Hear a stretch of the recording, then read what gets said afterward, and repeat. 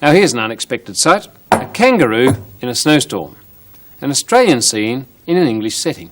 Still, you do get kangaroos above the snow line in Australia. But what about this? The Adelaide Festival Theatre in a snowstorm?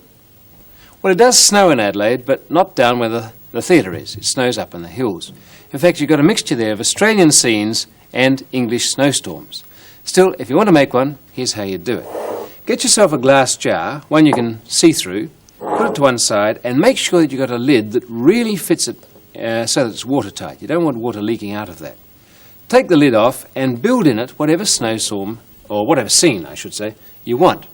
In this case, it's very simple. It's a plasticine hill and a plasticine house, and that's going to be a European setting. It's a little European cottage. Once that's stuck inside the lid, you can test it by holding it upside down and making sure it doesn't come off. Put it to one side.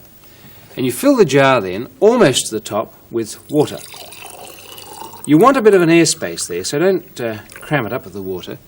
And once you've got it there, you need the snowflakes, which you do by getting a piece of paper and cutting lots and lots of strips, a very small distance apart, with a pair of scissors. There they go.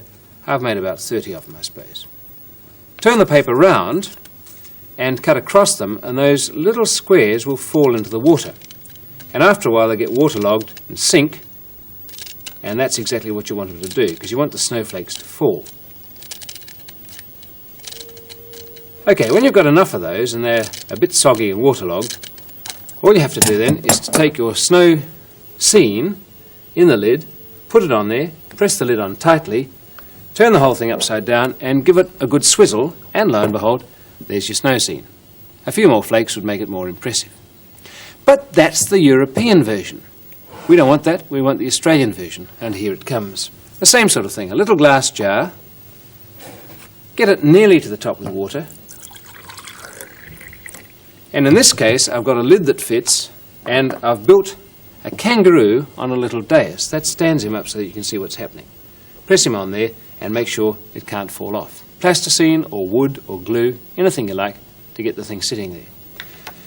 And at this stage I'm going to swap to black paper, and here we go, the same sort of trick. Snip off the little squares so they fall into the water.